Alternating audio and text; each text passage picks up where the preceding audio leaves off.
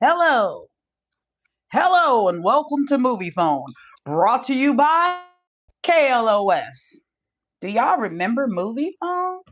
I used to, and maybe I should wait for somebody to get on the line for this one because this is a funny one. Okay, this is a this is a real good one. Okay, do not disturb. Um, you left me no voicemail message. What are you talking about? I don't got no message. I don't know what you're talking about. I don't know what you're talking about. Oh, okay. Sorry, people. Well, since I'm the only one here, I ain't gotta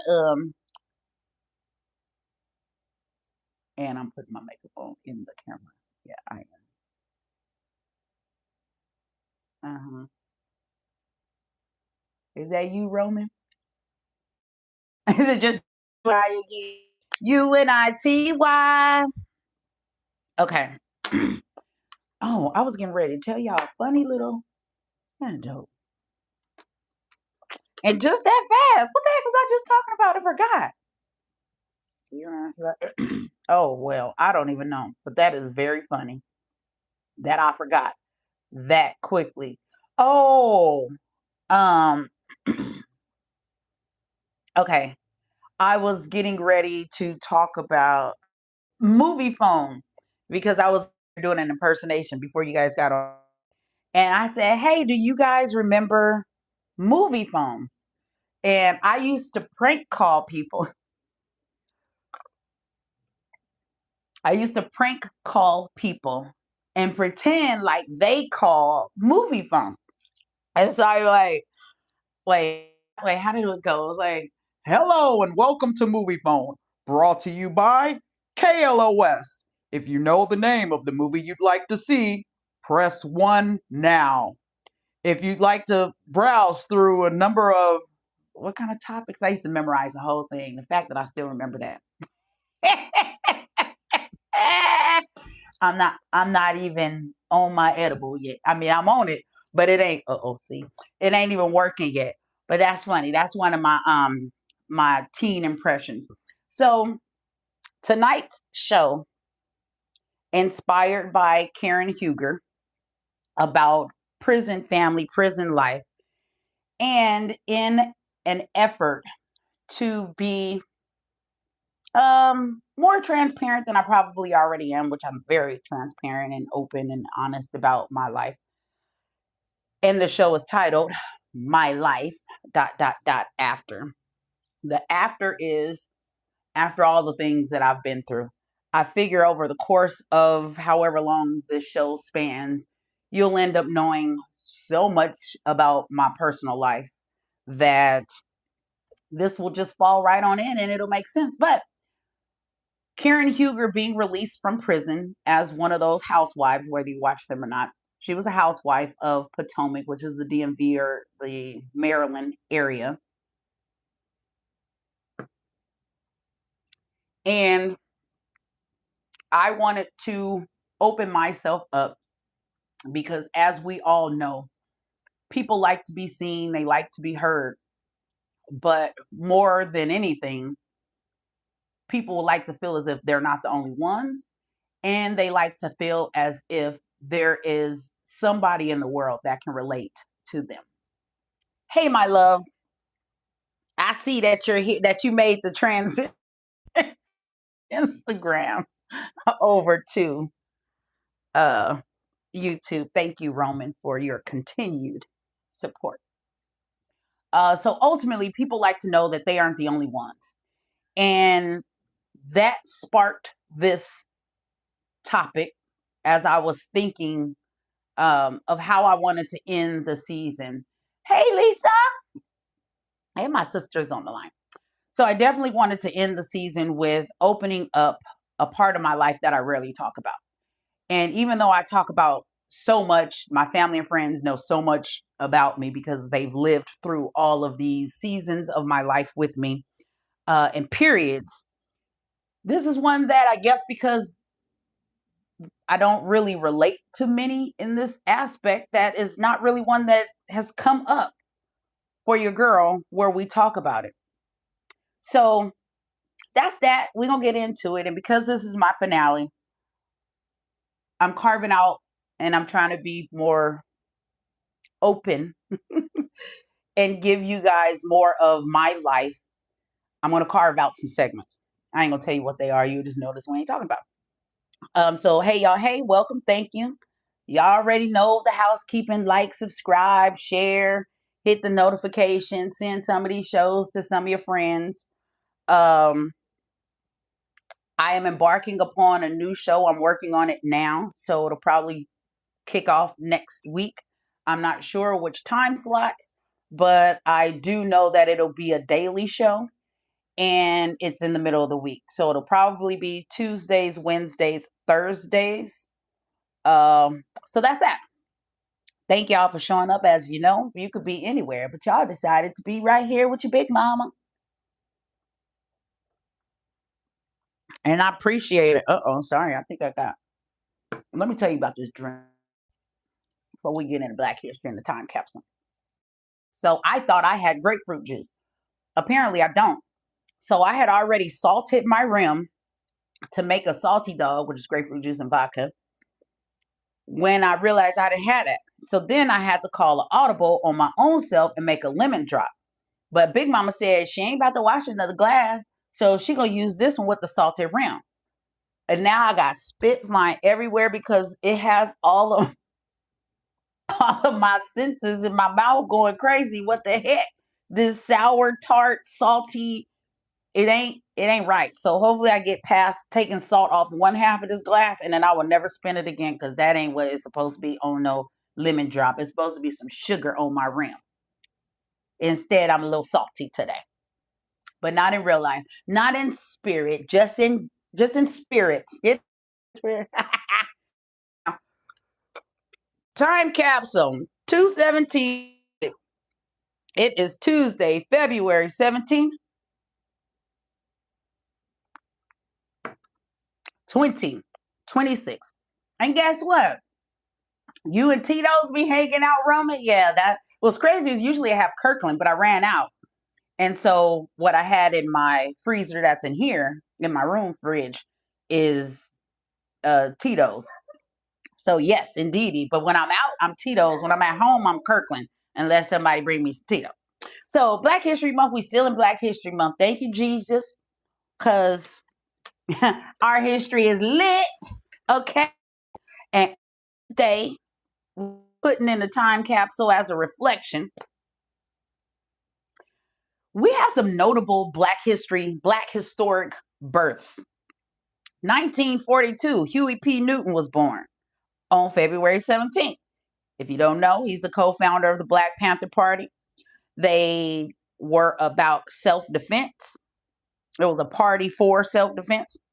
He was born in Monroe, Louisiana, and he was a huge key figure in Black Power movement. Y'all boy, I guess this is why he had all these tennis shoes and stuff flying down our streets in Los Angeles doing his All-Star. Michael Jordan's birthday is today, February 17, 1963. Michael Jordan, the NBA legend, was born in Brooklyn, New York. Another notable, another great, Jim Brown. Jim Brown was born on February 17, 1936. He's an NFL Hall of Famer, a civil rights activist, and he was born in St. Simons, Georgia. In 1968, in Oakland, on his 26th birthday, 5,000 protesters gathered in Oakland to support Newton, who was jailed at the time.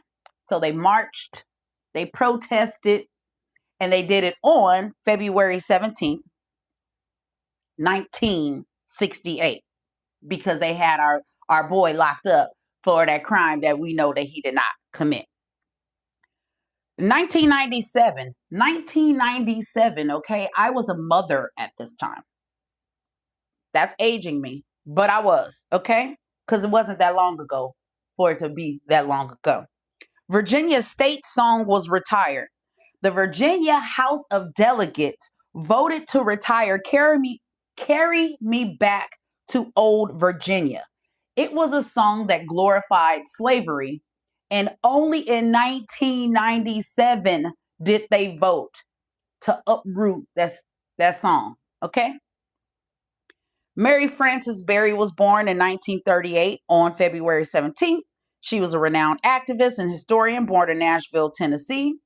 And we commissioned the USS Jesse L. Brown Navy frigate.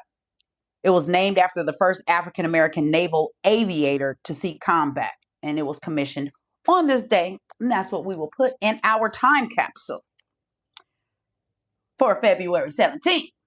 Okay? That's what I'm talking about. Michael Kemp, February 17th, Black Power. Okay? Now, Black Business Spotlight, what I'm going to do in seasons to come, we'll always have a Black business. But I thought I should, if and when I can, make it more closely aligned with the conversations that we're having or the topics that we're discussing on that particular podcast day. And because this episode means so much to me, for our Black Business Spotlight, I wanted to highlight a few key Black and focused nonprofits in Los Angeles that provides critical support to currently and formerly incarcerated individuals. These organizations offer services such as reentry housing, advocacy, family support, and legal services to combat systemic racism and mass incarceration.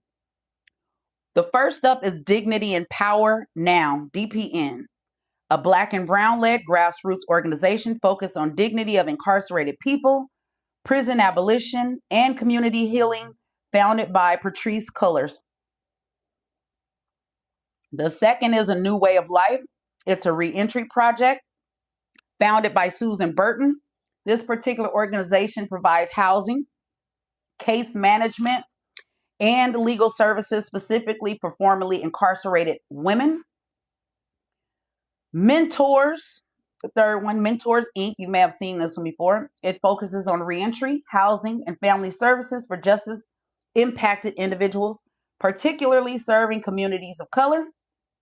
And the Anti-Recidivism Coalition, ARC, if you've seen that before. It provides support networks, mentorship, and policy advocacy with a significant focus on empowering formerly incarcerated people. And All of Us or None, part of New Way of, but it's a project in our New Way of Life that is a grassroots civil rights organization run by formerly incarcerated people fighting against discrimination. So it's actually the people who were incarcerated who runs that particular organization. And last but not least, Black Women for Wellness, BWW, advocates for the health and well-being of Black women and girls, including those impacted by the criminal justice system. Those were highlighted because I wish that I knew about them at the time that I needed them. So that's our Black Business Spotlight. And that's moving forward. How I would like it to go is to kind of go with being a resource or a tool that actually aligns with the discussion that we're having. Not many hot topics. It was Valentine's Day. So, yeah, it was Valentine's Day. The weather crazy. The weather outside is frightful right now. This heater is so delightful because it's freezing in this mother. Our boy, Jesse Jackson, but it ain't really our boy. He ain't my boy. I was never a fan of the guy. And not that I need to be a fan of a civil rights activist. I appreciate him for his work. But he was kind of one of them ones. You know what I'm saying? I know Jesse been out there fighting for a long time and all of that, but I just never gelled with Jesse. Nevertheless, our good fellow brother has gone to the upper room. Um, so say a prayer for his families. Because remember when he had a family and then he went and started another one with a young girl here in Los Angeles. Neither here nor there. I'm talking bad about that man and his afterlife. He has done a lot for centering Black people, advancing Black people. So thank you very much, Reverend Jesse Jackson. May you rest in peace. I don't know why I got Cardi after Jesse Jackson because that's a bad segue. Ooh, that was two ends of the spectrums there, wasn't it? Uh, Nothing after that debacle at the Super Bowl. I guess she stayed here in LA and she kicked off her I Little Miss Drama, I Am the Drama, Bring the Drama, something about the girl being dramatic, child. She kicked her stuff off and I see everybody going to the concert. So I'm so happy for her because I really love her. She is just like a ball of personality. I don't listen to her music because I don't listen, that's not my genre, rap or hip hop. But I love her. She can't do no wrong in my book, and she can, but she don't. So we like Cardi. My life, it was Valentine's Day weekend. The highlight, I think Valentine's Day is about kids and old people now. Because my Valentine's weekend was more about Nana. So we went and took her flowers in the morning time. Aja got her flowers. The hell, went to dinner. And then the next day we honored Nana. It was an appreciation day celebration for Nana at church. So we went to that. And then that was it. And then we went to where we go? We went to Truxton's and just sat there all day in the rain or whatever was going on and had a good time. And it was all star, so it was wild and crazy, and ain't nobody got time for that because don't nobody care. So let's get into the show. Woosah. The sentence I didn't deserve. Before I start this, it's more of an interview. Me interviewing my younger self. Hindsight is 2020. So I can only look back with more clarity than the, I guess, child I was when it originally happened, and me having to be not knowing any of my life being what it's going to be because you're a kid and you don't know anything. So bear with me tonight. When someone goes to prison, they serve time. But what we don't talk about enough is who else serves it with them. Tonight isn't about crime. It isn't about guilt or innocence. It's about the quiet sentence handed to the child. Tonight, I'm going to interview the younger version of myself. The scope of this issue, an estimated 2.7 million children in the U.S. currently have a parent in state or federal prison.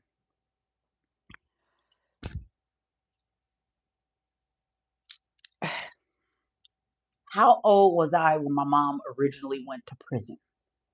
So I was, I'm going to say 12 or 13 when the FBI raided our home. Now, mind you, my mother is a Bible school teacher, an upstanding Christian woman. And when I say Christian woman, I'm talking about I go to Christian school. We go to church every Sunday, every Wednesday. My mother is an accountant, a CPA. My father was a proprietor. He was a retired naval officer, but because he had nothing else to do, he went and got a liquor store, right? And convenience store in our adjacent neighborhood. And that's been my life. I was sheltered. I had nothing but private schools. My dad was around to take me to and from. My mom had a college degree. She was a career professional, and this is my life. So when the FBI came in, guns a-blazing, I'm a little girl laying in my Holly hobby room. I wet myself because when they bust open the door, they got like AK-47s staring at me. My mother had just gotten out of the shower. My father, to know him is to know that he is a careered Navy person. He knows nothing but combat, and he's pretty stealth when it comes to weaponry, defense, fighting, all of those things. So, in hearing the commotion, I guess, of them ransacking and busting the front door off of the hinges, my father comes with his guns because my mother's getting ready for school and my father gets me ready for school. This is 7 a.m., 6 or 7 a.m. So my mother is undressed. She has no clothes on whatsoever. Again, she just got out of the shower. When she's stepping out, I assume because when they bust my door open, my hallway is a straight shot to my parents' room, and our rooms are in the back of the house as opposed to living room, kitchen, dining room, guest room, all the other bathroom, all that's in the front. We live in the back of the house. All I saw was them tackle my mom. So that is the most traumatic thing I think I've ever seen in my life. And my father, who has a gun in his face, and he's pointing his gun at them, and they're pointing their guns at him, telling him to put the gun down because they are who they are. So he complies because, like, oh, it's not a fool breaking in, it's actually law enforcement. So he does that, and he's screaming to please allow him to cover his wife up. Do not dare arrest her and take her outside in our family community where all of our neighbors know everything. And my mother is a pillar of the community. So is my father. My father was a little league coach, a lifeguard. Um, so when this happened, he's just screaming. I've never heard him. This is my very first time hearing my dad sound like this. Again, my dad was 6'6", so he's a really big, strong.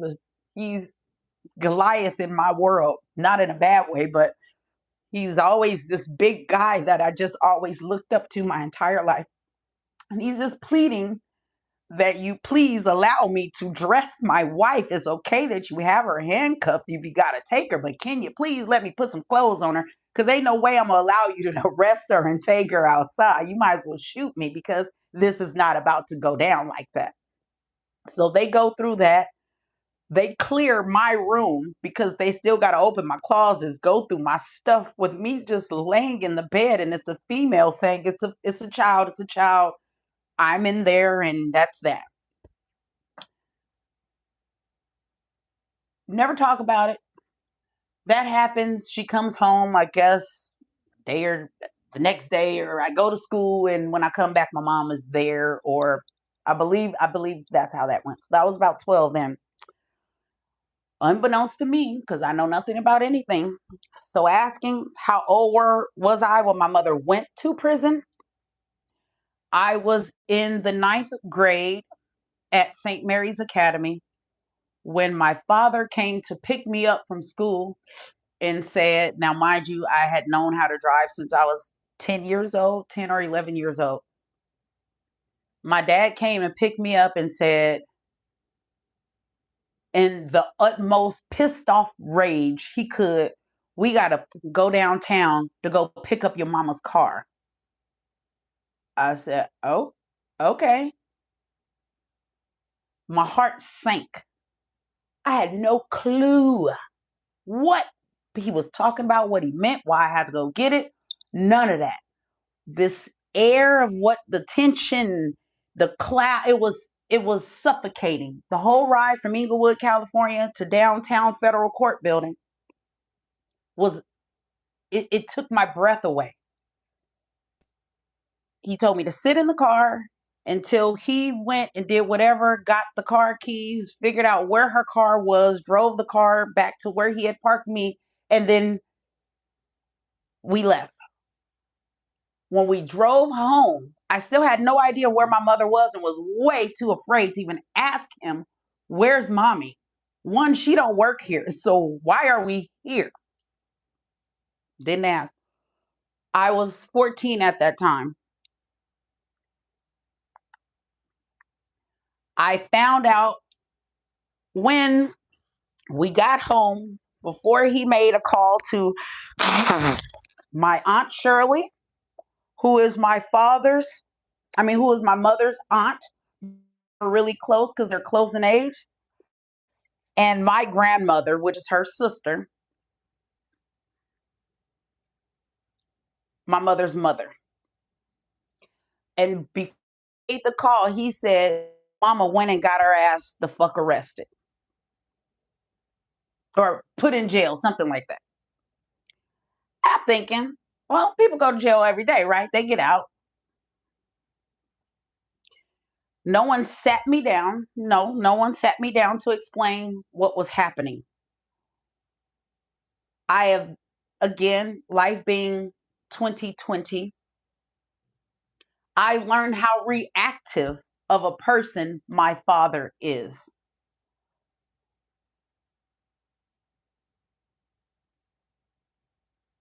At 14, when she was originally collected, she was at a county facility called Sybil Brand.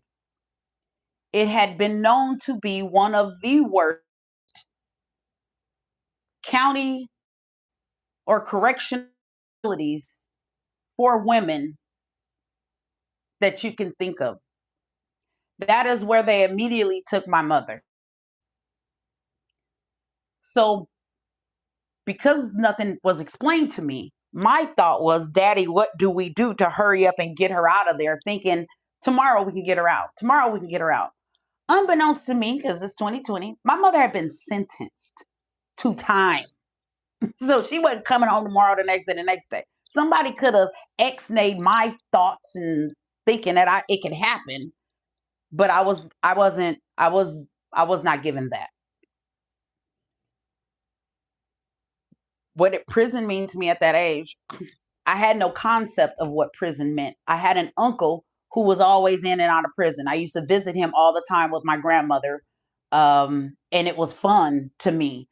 I don't know what was so fascinating the fuck about it, but it was. That's what we did in Bakersfield. Your relatives went. My grandparents had owned a ranch, and my mother grew up on a ranch in Bakersfield, California, and my uncle, her baby brother, was always in and out of prison. I've gone to Corcoran.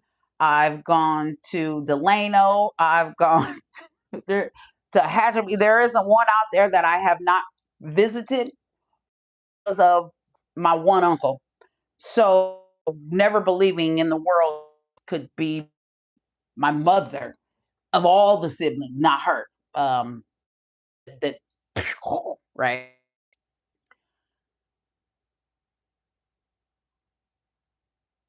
Did I feel confusion, embarrassment, anger, fear? Very fearful, not angry at all because I was too scared to even know how to be angry. What am I angry about? I was scared. Uh, I wasn't embarrassed. I was just scared for my mother. I was just so scared for my mom that no, I had no level of embarrassment. Confused, yes, because I didn't really know what was happening, and maybe because my father, one, had never had to care for a child on his own ever in his entire life. That was one. I'm looking at him like, even though you're my daily caretaker, I don't think you really know what you're doing. And he looking like, what the hell am I supposed to do with a teenage daughter? This is the time when she needs her mother the most, right? What changed immediately was my everyday. I had to drive myself to school, and none of my friends, all my friends thought it was cool that I was a ninth grader driving to and from school, never really knowing that it was because I gotta start doing this now. There's nobody here to take, like my dad has to go open the liquor store. So um, I was able to hide it. One, my father was one of the ones that what happened in his house, stay in his house. So you can't tell anybody shit to go on in this house. The very first thing he did was turn to me and say, "You better not tell nobody shit about where your mother is." If you knew my daddy, you'd be scared of my daddy. Every human on this earth of my father, other men was scared of my father, neighbors were scared of men, and they all served. And my daddy was the one they were all still scared of. I wasn't telling nobody. I was allowed to tell my boyfriend at the time, Tori. And he was the person I was able to carry this with me, and my best friend, Sean. What changed life at home after incarceration? So, what changed financially? Well, my mother was an accountant, so she earned pretty well. And she was imprisoned for industrial espionage.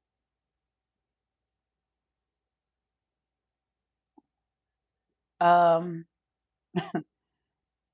so there's that. So what changed financially? A lot. I am in private school. I've been in private school my whole life. I don't know what my daddy could pay for.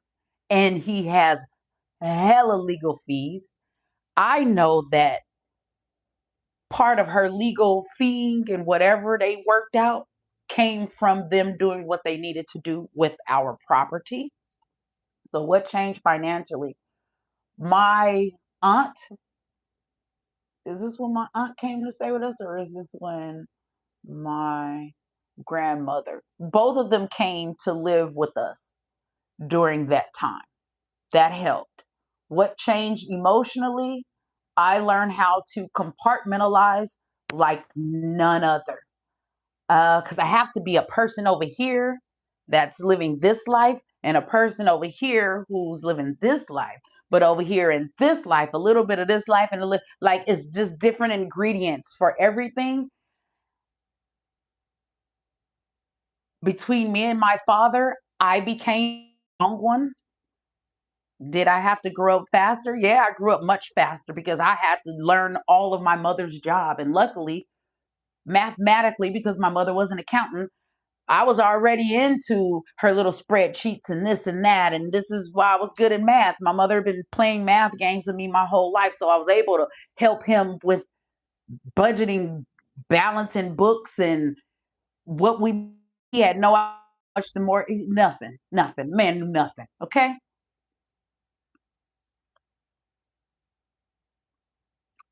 Did I feel watched or judged? No, because did nobody know.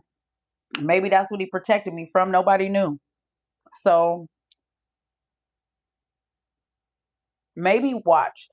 I'll say watched because did people treat me differently once they knew? No, people didn't find out. Um, they didn't find out until my mother came home.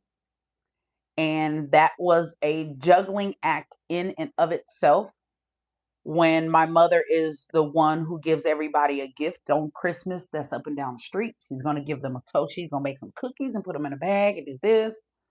You act as if these aren't her neighbors and her friends. And so I had to turn inward where I just did not come out of the house. Even though I had a car, I would walk out of my neighborhood and just walk mindlessly for hours because then I can be more of me because being there, I couldn't be me because I was carrying the biggest lie of my life. Um, Absence at holidays, yes. School events, yes. Mother daughter milestones. My sweet 16, my mother was not with me. My best friend Sean and my best friend Erica took me out because again, they were the two that knew Um, During that time, I had been raped by a friend of my brother's, and I sent my mother a letter. Unbeknownst to me, my father, because it's just him, he might have given up naval secrets or something. But my father was reading correspondence between my mother and I had never written her before. I think the entire time that she was there, I may have written her 4 letters total, 4 times total. And this one, I had written it. I didn't want to send it because I didn't know how much to give her, how much not. But I know that my mother will want to know. Why would I give her something when there's nothing she can do about it? So my father read it and he came in my room one day because he had just read this, wherever he got it from. Don't know. My carelessness, his snooping, I have no idea. I can't recall this time. And he said, "Who the fuck was it?" Um,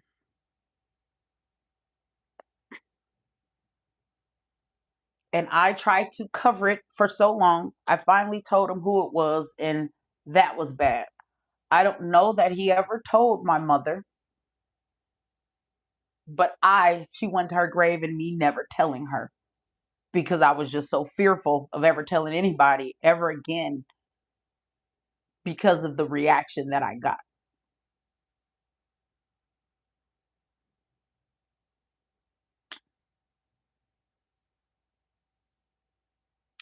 Children with incarcerated parents, this is based off of research from American Psychological Association. Children with incarcerated parents are 3 to 3 times more likely to experience depression and anxiety than their peers. My anxiety is through the roof, and I was diagnosed as a manic depressive.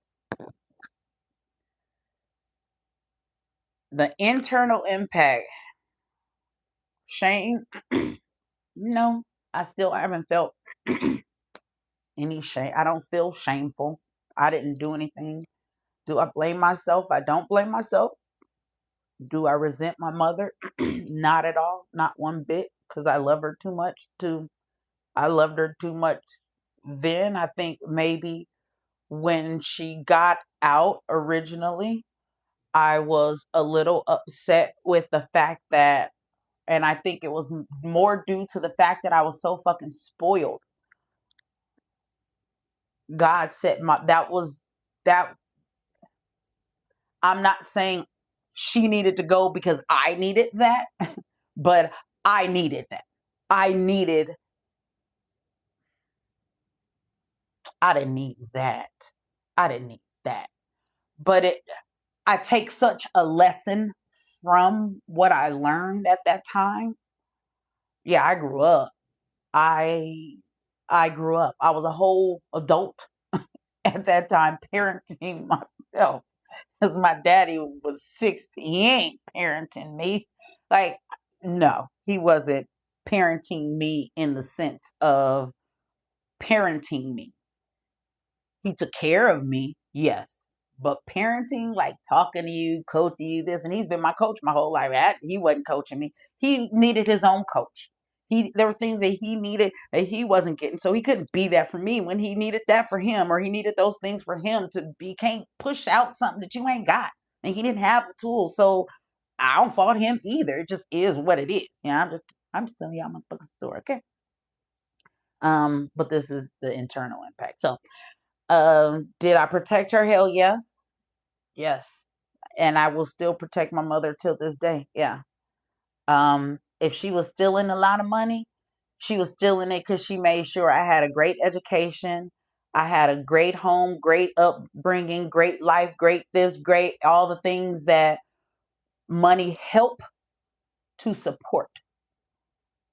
And I'll say that. Not like it was, oh, because you needed a Benz and you didn't. No, no, no, no, no. But paying for the education, yeah, that costs money. I know because I did it from, yeah, because she taught me that education was paramount, and I did it for these crumb snatchers. And that's why I don't got nothing, because I paid for education over having a house and a this and a that. I mean, yeah, I have a house, but you know what I'm saying. Did I lie to friends? Yes, I did. Did you overachieve to compensate? I did. I got my highest grade point average during that time. It was a 3.83. I was definitely overachieving because all I had was music while I was at home to drown out the noise. School. So work and just school as long as I can and joining clubs. Did I become hyper independent? Unfortunately, I did. All of these things have plagued me with attachment issues. I think when you hear about women having attachment issues with men, it is typically due to an absent father. You know, that is probably the highest rated reason, right? Uh, but for me, it is that, for starters, because it was very traumatic. Have PTSD from that raid, and subsequently from 2 years after the raid, I guess, her being found guilty and sentenced and gone 2 years later for some years. My mother did get out. She got out on July 5th, on my birthday, my senior year. So she was with me the year that I became a senior. So I lost her the ninth, the 10th, 11th grade. And then she got out in the summer. I went to summer school, and when I came home, she was sitting on the bed, and that was the best birthday present that I've ever received. And the second best present is Aja, because she was born 2 days after my birthday. But um, I have a fear of abandonment. Typically, that's same thing. Women, you think is the father, it's or absent father. For me, I have the exact same shit, but I know where it stems from. I had therapy then because I was forced. My auntie Shirley made me go to therapy. Um, I've been in therapy again since I was 12 years old. Being the strong one, I am known to be titled the fucking strong one. It's a badge I want to fucking take off and kick because I don't want to be that. It's not nothing that I want. I don't like that. Every time anybody goes through anything traumatic in their life, they're like, I know somebody you should talk to. And it's always me.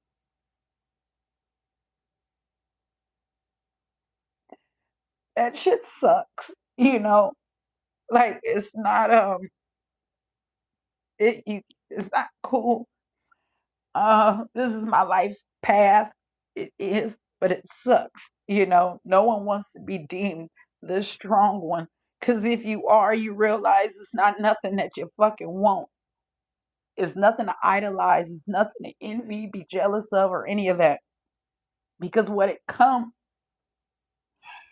right, Lisa, because what it comes with is just, it ain't for the faint of heart, and it ain't nothing that nobody ever wants to have to fucking deal with.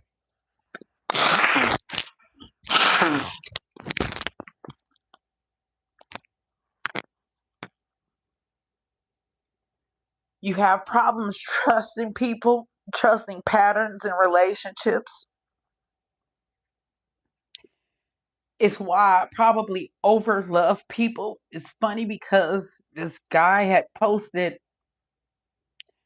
something about today. It was something about how long was the longest relationship that you were in, where pretty much like it was a waste of your time.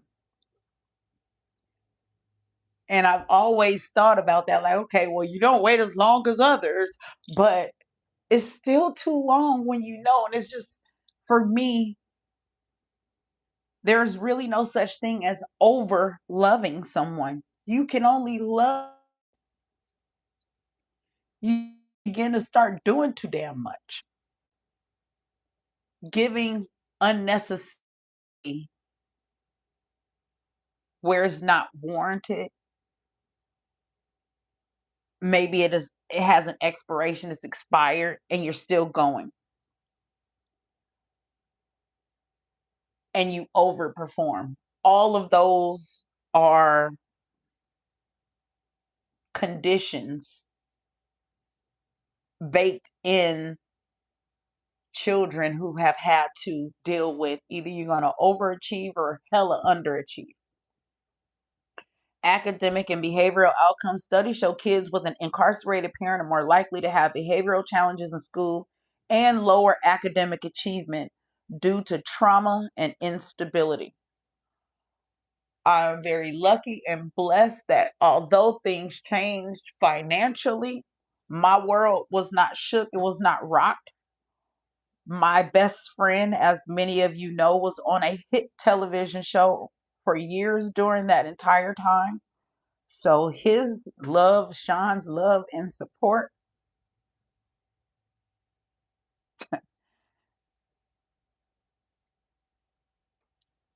it grounded me in ways that people don't understand friendship today. Like, you really don't. Because how many of your friends, there's a list, it's just unbelievable of the things that I can say about Sean. And I never have to speak them because he never wants people to know. And that's how you know. What people don't understand,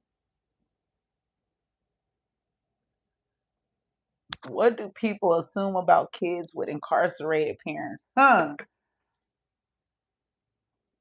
One, that it was probably some low level ghetto shit, especially for us because we black. For us, because we black, oh yeah. My mama had white collar crime. Neither here nor there. You still see me as the same thing. I think that's what you immediately believe. You believe when it was a white person, some fancy crime, but then when it was my mama, it was some that kind of crime. What stereotypes hurt the most? Those stereotypes, because it's black versus,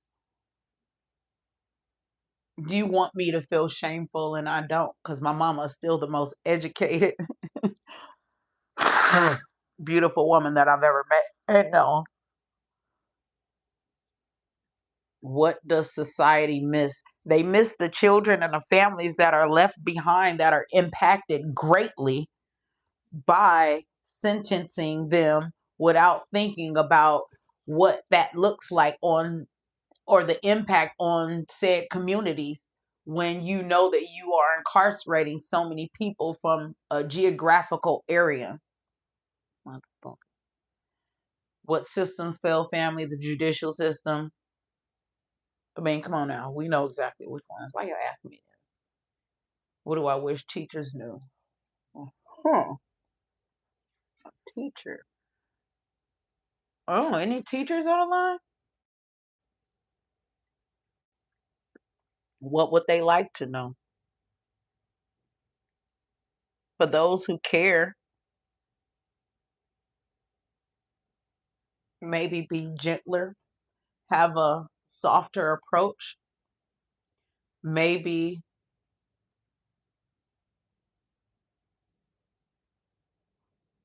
I think if they had a level of understanding what was going on, then that would help them teach and have a better understanding of how to teach said child.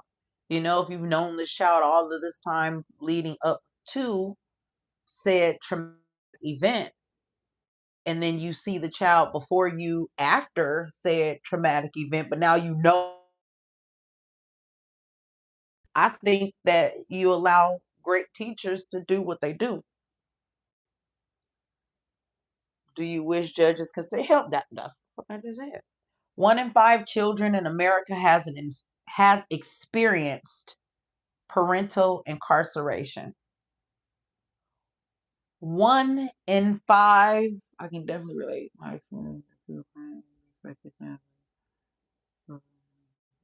Yep.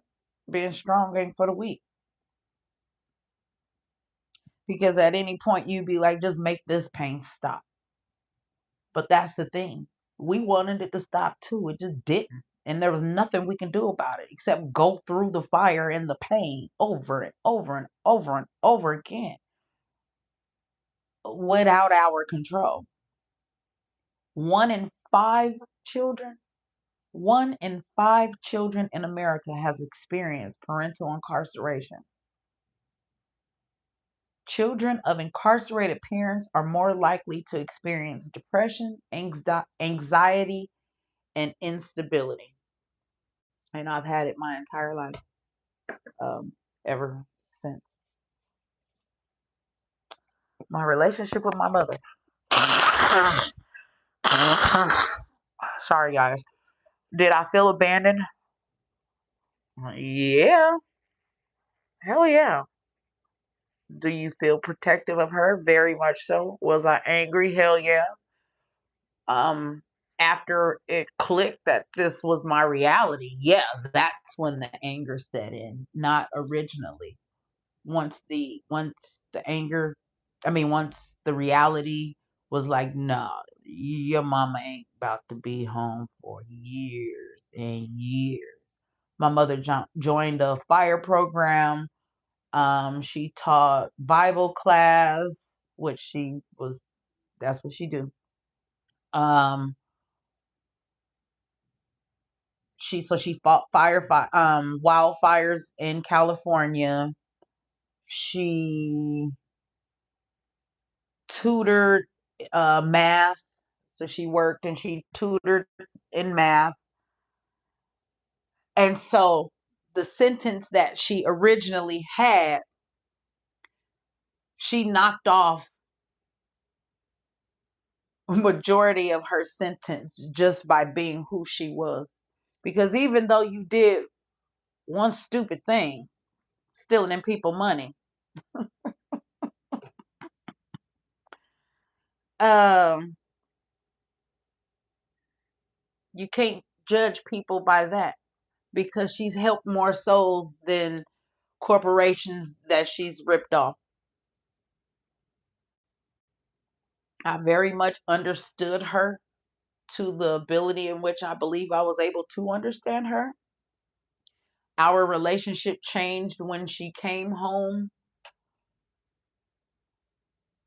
only after I graduated from high school. Because for me, at that time, I felt as if I was grown because we spent resentful. We spent all of this money on your shit. It took my college away. So I resented her for that. Um,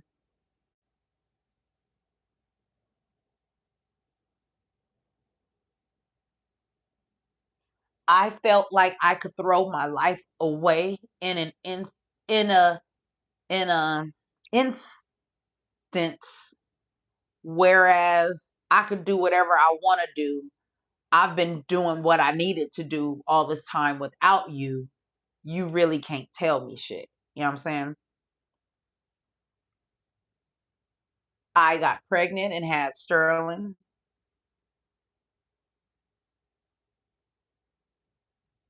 So did I ever grieve the mother that I needed? No, because when I needed her was right when I had Sterling. So then that's when the bridge came back and I said, oh no, I really need my mother. So be happy and grateful that she's here, especially since you went and decided as an 18-year-old you want to go have a baby, as opposed to going to MIT or Stanford in these engineering programs that you were heavily into, as opposed to staying around here going to a junior college.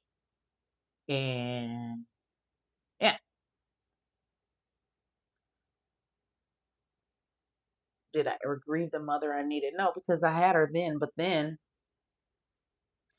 the crazy thing is, we'll advance to that, but even after a parent returns home, many children report ongoing emotional challenges years later, such as trust issues, fear of abandonment, and identity struggles. My parents did such a great job of letting me know who I was. Identity struggles weren't really it, but I wasn't living up to the identity of myself that I wanted to be. It shaped the way, yes, it did shape the way in which um, I parented. Again, hindsight being 2020. If I knew then that I only had my mother for another 4 years before she'd pass away, it would all be different.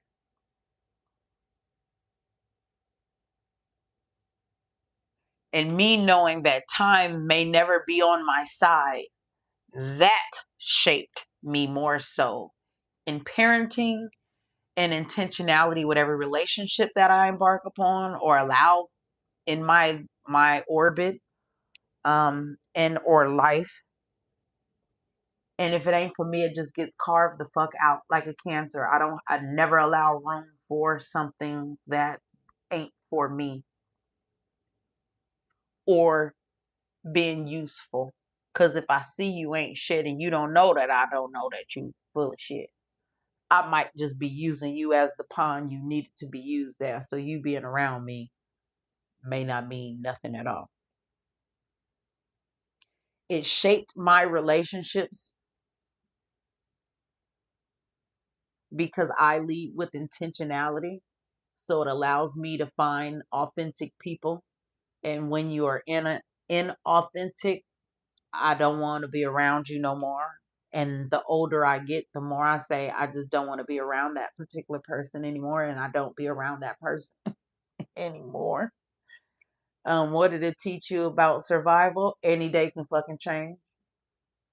Any day your world could be absolutely rocked. So be happy, thankful, and grateful for the good days. What strengths did it build? Huh, that was just this. That's just the kicker. That's just the start of Big Mama's life. This is just the start. What scars did it leave? Hmm. True abandonment, because not only do I feel as if I lost my mother so early because I was 23 or 20, 23, or I want to say 23. Not only did I lose my mother so early, I lost her for a period of years when I really needed her most. So it's like these two periods of life where, and mind you, I was pregnant with Aja when she passed away. So y'all niece who usually back here working the lights, camera, action. She was in my stomach on February 19th. So in 2 days, I will be celebrating 24 years without my mother. So what strengths did it build? That whole period in time in life, I'm beyond Ford tough. I am Teflon tough, and it left scars. My heart is so scarred. It's fragile, so it hurts when I let people in, and they hurt. They break my heart because I don't feel like I got much left to be broken. That's kind of really how it feels. Like I don't got much heart left to break. So I can't take another fucking heartbreak because it'll break me. So in closing, if you are the child of someone incarcerated, you are not your parents' mistake. You are not the crime. You are not the sentence. You are not collateral damage. And if you're raising a child whose other parent is behind bars, please remember they are serving time too.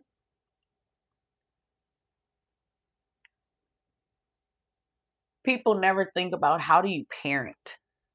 Like,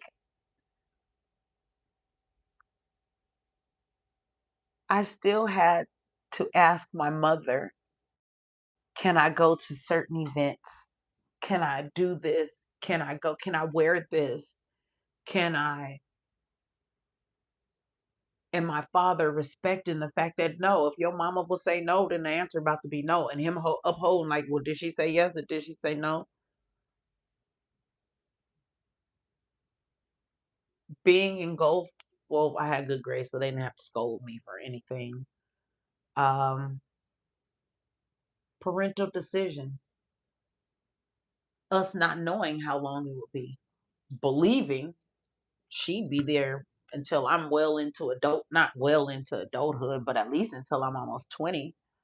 So to get her back my senior year was God given. But it's all of these nuances that people never about children who are going to school next or alongside of yours, your grandchildren, or that this is what this child is going through. Because quite possibly 1 out of 5 is quite a few in the classroom. My on purpose, sometimes the universe takes you on a journey you didn't know you needed to bring you everything you ever wanted. Trust the plan. All I can do is trust the plan because I don't know. I don't know. We don't. I don't know. Big Mama don't know no plan. Every single last one of them I ever had. Every single last one. Okay, every single last one. Airplane. Only 2 things I got that was planned, but they wasn't planned when they happened. Was I have a son named Michael and I have a daughter named Aja. Because I knew if I had a son and I had a daughter, their name was gonna be Michael and their name was gonna be Aja. That's it. My low of the week is I've been going to the doctor getting MRIs. Big Mama back is bad, and they be taking my blood for some other stuff. And I'm just over going to the doctor. I feel like that is just like the worst thing to do. I feel so old because that's all old people do is just be going to the doctor every other day. Ugh. My high of the week.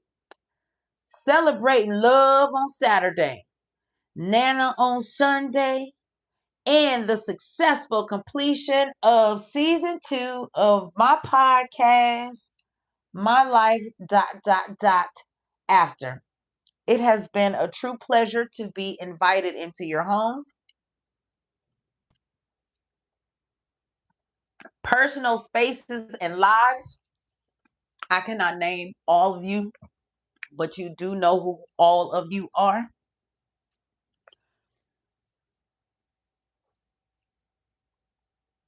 I love you. I thank you for your continued support. I am most appreciative. Time is the only currency you spend without ever knowing, thank you, Roman, without ever knowing the balance. Time is the only currency you spend without ever knowing the balance.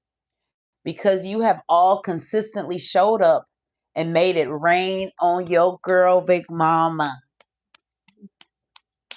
Oh, thank you. Thank you. Thank you, cousin. Until next season of My Life After. I am your host, the crazy melanin princess, aka Big Mama. Y'all know the deal. You ain't got to go home, but you got to get the heck up out of here. And I love y'all to freaking death. Thank you.